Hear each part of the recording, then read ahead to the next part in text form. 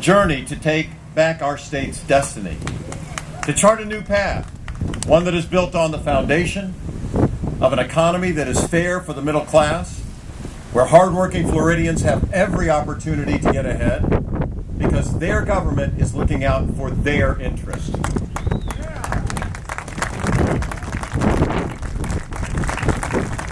My friends, I don't have to tell you that we have here in Florida today, and what we have here in Florida today, isn't working. Tallahassee is out of control.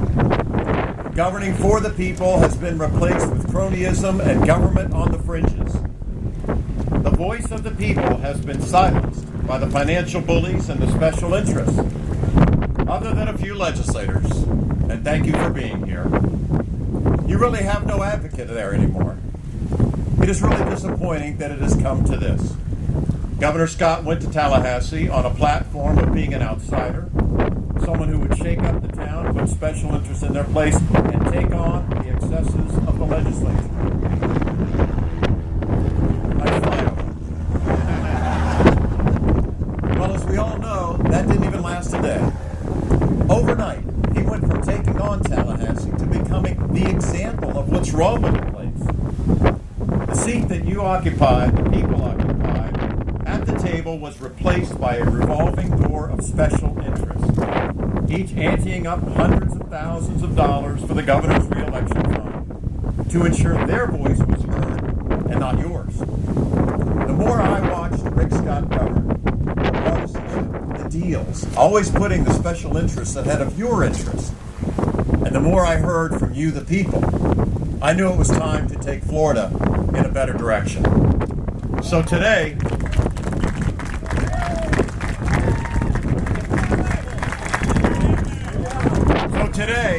I announce that I am running for governor of Florida.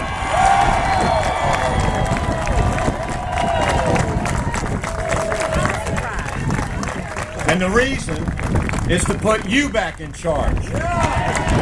Because you deserve a governor who wakes up every day thinking about you, who you can trust to govern honestly in our collective best interest, who will make this economy more fair for hardworking taxpayers like you, and who will move Florida forward, not by giving every break to big business, but by leading on the things that matter to you: good schools, affordable health care, respect for our environment, dignity for our seniors.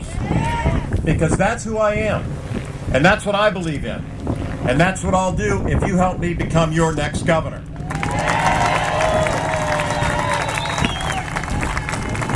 You know, my record is pretty clear.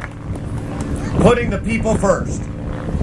Going back to the days when I was privileged to serve this great community in the state Senate, I always tried to do what was best and in the best interests of the people.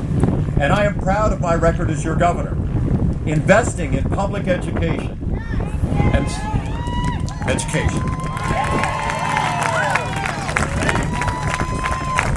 and stopping the layoffs of some 20,000 school teachers during the global economic meltdown. Cracking down on government corruption and opening up government so that you, the people, could be the watchdog. Cutting unnecessary regulations that held back the entrepreneurial spirit of small business owners, while protecting those regulations that protect consumers. Helping families by dramatically cutting property taxes and stopping the excessive profits of the property insurance companies. Advocating for seniors by working to cut the cost of prescription drugs and helping seniors stay in their home instead of being forced to move into nursing homes. Standing up for the basic tenets of democracy that ensure voters would vote on paper ballots and extending early voting hours in 2008. Nobody should stop you from your ability and opportunity to vote. Being tough on crime, locking up the most dangerous in our society so they can do no harm. And also leading on forgiveness by ensuring that former nonviolent felons who had paid their debt to society get their rights restored and the second chance they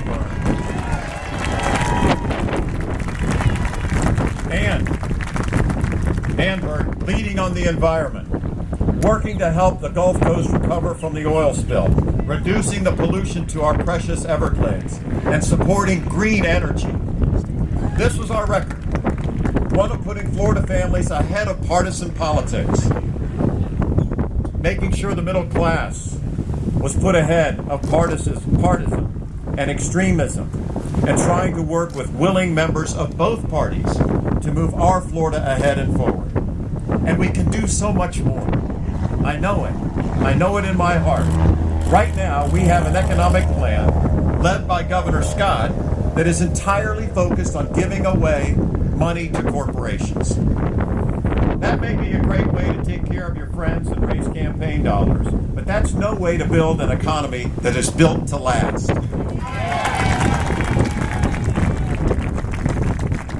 Listen, I am sorry, Governor Scott, but flying around the state in your private jet to hold press conferences is not how we create an economy that grows for the middle class. And economists agree. Many of them saying that Florida is lagging behind where we need to be. And certainly we are lagging way behind the 1.7 million jobs he promised to create. So here is how we get the real economy growing again. Number one, we are going to improve education and make college more affordable.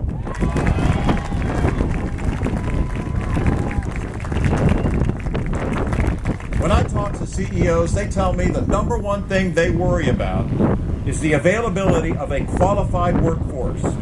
We are uniquely positioned to lead America in the coming century. But we will only be as good as our people are ready to take on this challenge. To this end, we must never settle, and we cannot stop until our reputation, not only here, but around the world, is as a center of greatness when it comes to our schools.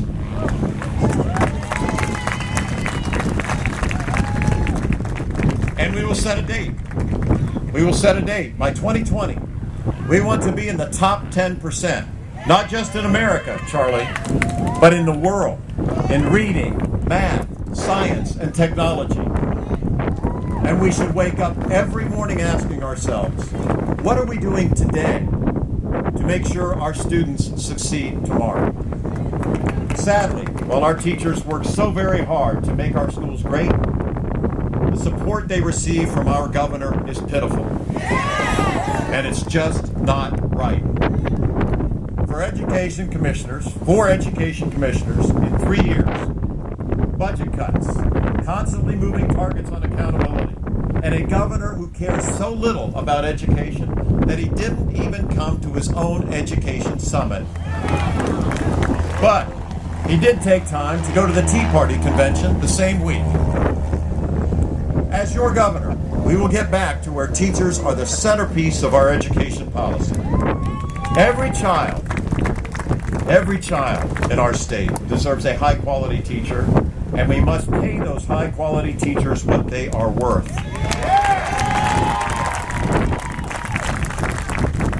Let us not forget, the most important teacher in every child's life is their mom and dad, and their caregivers at home. Parents also need to take responsibility to make sure their kids are doing their work and ready for school. We must also invest in our schools. Rick Scott's first education budget cut $1.3 billion out of education, and his second budget cut $300 million out of higher education. We will fully restore those cuts and invest smartly in K through 12,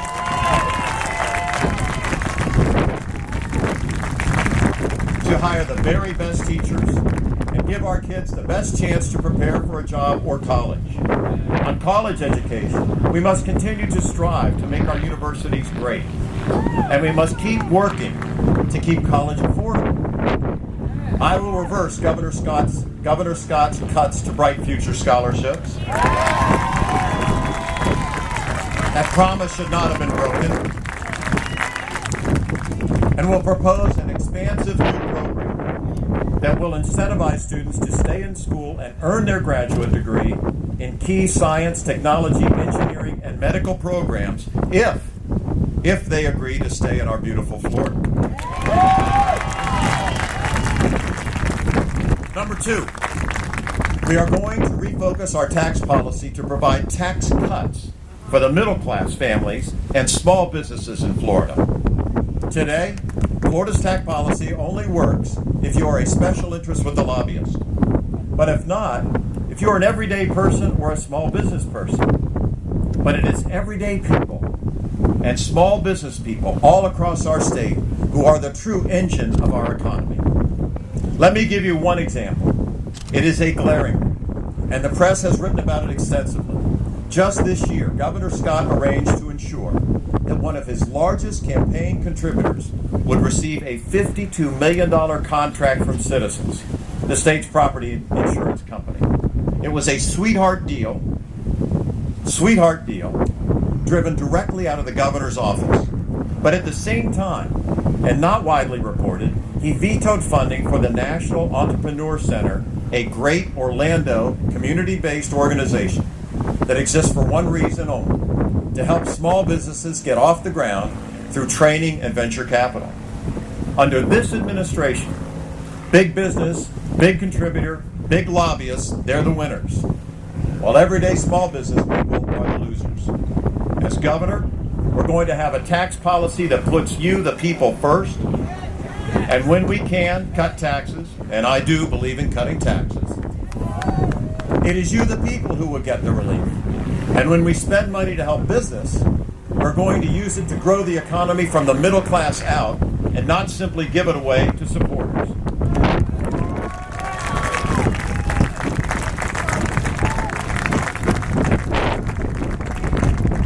Number 3, we're going to invest in our infrastructure, roads, bridges, ports.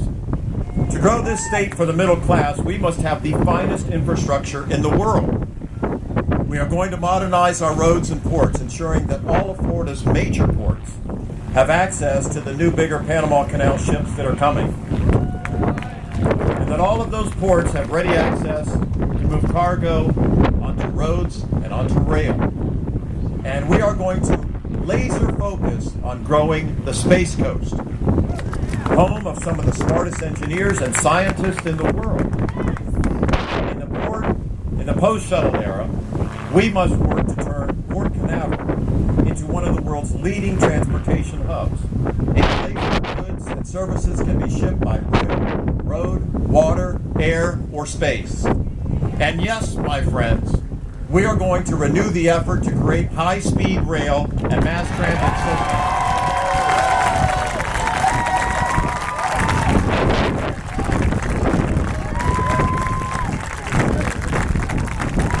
Common sense versus nonsense. We need to get people off our clogged roads, make it easier for Floridians and our visitors to get around our beautiful state. Number 4, invest in renewable energy like wind, solar, and even offshore hydropower. Where's McIntyre? We are, after all, the Sunshine State, my friends. There are few places in America harder to invest in solar technology than Florida. That makes no sense whatsoever. That's right. What you said. We are going to remove the monopoly by big utility companies and let smaller companies who specialize in renewable energy compete. And make it easier and cheaper for you to put solar on your home or your business. Thank God, don't thank me. He did it. Right, Bert? As well as encourage investment in solar wind fields. We are also going to encourage the groundbreaking research right here in Florida to harness the power of the Gulf Stream, right off our coast, and it's clean. That's the way to go. And number 5, we will continue to make Florida a destination worth visiting and doing business with. We live in the greatest state, in the greatest country on the planet. And we should continue to encourage people to visit our beautiful Florida. We will continue to invest in programs like Visit Florida to market our state's wonders around the world, as well as to continue to look for ways to bring more people here. And we are going to make a trade policy a priority like never before. Right now, our trade policy is having our governor jet all over the world, or like everything else, have corporate giveaways to supporters. We can do better than that. I know we can. You know we can. As governor, I will create the position of Florida Trade and Development Representative, a cabinet-level job that will report directly to me. And that job will have only one responsibility: to open the doors to foreign markets so that Florida companies can sell their goods and services overseas.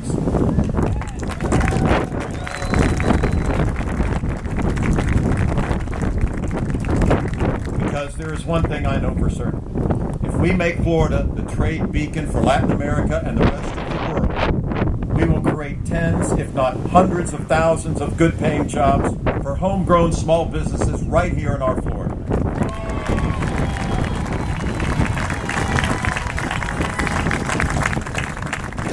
We will be a state where we make it easy for every business, small, medium, and large, to succeed and create jobs. But what we won't be is a state where the scales are tipped in favor of those who pay for influence. Instead, we will invest in education, job training, state colleges, and the small business development that give everyone a fair shot. And that is how we will get this economy working again for the people, for the middle class people. And growing the middle class and standing up for you was number one priority of the governor's office when I had the privilege to serve. Rather than growing the economy by improving schools and making college affordable, Rick Scott cut education spending by billions and made it harder for middle-class families to send their kids to college. He said no to high-speed rail, increased pollution in the Everglades, and even signed a law that made it harder to vote. Unconscionable in a democracy. That's not how you lead. It is about to become the third largest state in the nation. That's not how you lead. That's not how it's done. I know we can do better, and I know you deserve it. Instead, Governor Scott has led like this: embrace the ideological fringes, take care of his friends, bully his opponents, hide from the public and the press, and run from tough issues. Shouldn't really come as a surprise, though. Think about it. He hid from federal investigators as a businessman, and his company had to pay the largest fine at the time for fraud in the history of America. He disparaged a good woman, Alex Sink, who win in 2010, and now he's trying to bully me by waving around his $100 million checkbook. $100 million. And he says he will start spending $25 million, I think it begins tonight, on me, with false advertising, negative ads, and nothing about his record. Because he doesn't have a record, he's proud. Now, I trust you, and you can trust me. And I know you're smart enough not to believe those ads. And the first ad for his re-election released today, guess what? It's a negative one. Why? God got us. He knows Floridians don't support his record as governor and think his priorities are wrong. But you know what? There's another way. There's a better way. We can go in a new direction that embraces common sense and not cronyism. One that rejects the nasty tone of today's politics. Yes, we can choose a direction that is inclusive. One where ideas trump money and power. One that says no one or no party has a monopoly on good ideas, and one that is willing to bring people together to find common sense.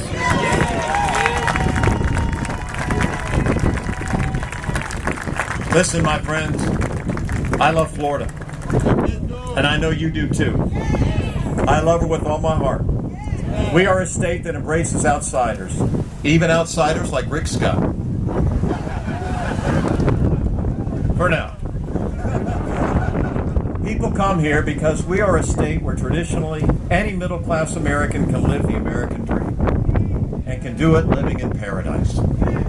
And we can be that state again. We deserve a governor who will listen to his opponents, not demonize them, We deserve a governor who will be an advocate for teachers all the time, not just at election time. We deserve a governor who will fight to provide middle-class families access to affordable health care. We deserve a governor that will fight for our senior citizens. We deserve a governor who will fight to protect our precious Everglades and our beaches and ensure that every Floridian has clean air to breathe and clean water to drink. We deserve a governor who recommits to preserving the open lands of this beautiful state for generations to visit, hike, hunt, and fish. We deserve a governor that will open the doors of democracy. We deserve a governor who believes all Floridians deserve a voice, not just those who agree with him or who can write the biggest check. We deserve a governor who will embrace the best of all of us, not the politics of Washington. We simply deserve a governor who will stand up for the people. I always have, and I always will.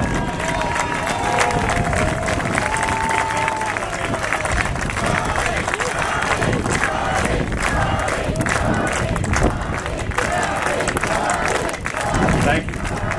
Thank you. I'm wrapping up. Don't worry.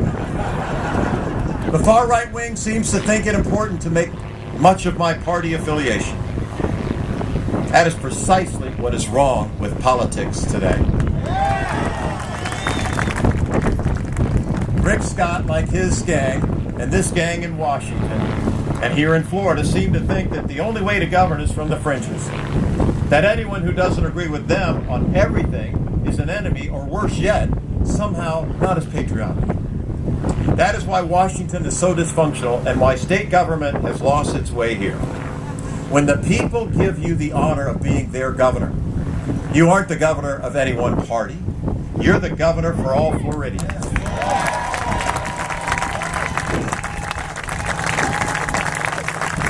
No matter what they say, it is not a sin to reach across the aisle. It is your obligation to work together. So yes, I'm running as a Democrat, and I am proud to do it. But to every independent and every Republican, like Mom and Dad, who feels we are losing our way, please join us and stand with me. We will not agree on everything, nor should we. But the principles that unite us as Americans and Floridians will always be more compelling than the issues that will ever divide us. Rick Scott doesn't get it, but I know you do. Don't you? You get it, don't you? My friends, it's going to be a long year. It's going to be a tough fight. And I cannot walk this journey alone. I need you to help me. I don't have their special interest. I don't have their special interest checkbook, and I am not a wealthy man. At least not in money. So I need you to contribute your time and your treasure. And I need you to leave here and go out and start a conversation with your friends, your neighbors, your family, and anyone who will listen. Because if we are tireless in our desire to make Florida a better place again, then Rick Scott can spend $8 billion on dishonest ads, and it won't matter.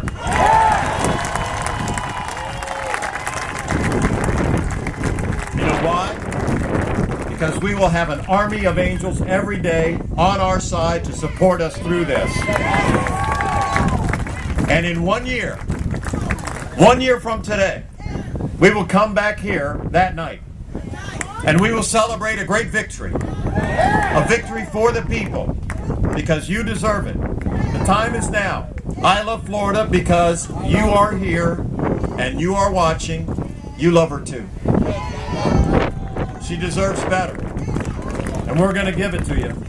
Do me a favor. Go to charliecrist.com. Go to charliecrist.com and do everything you can. Volunteer, give us your email. We need it to get moving and get forward. Go on Facebook, go on Twitter. Follow us. And do me this favor. Thank God for everything we have. Thank God for everything we have. God bless you. God bless America. And God bless our beautiful Florida. Thank you so very much. Thank you.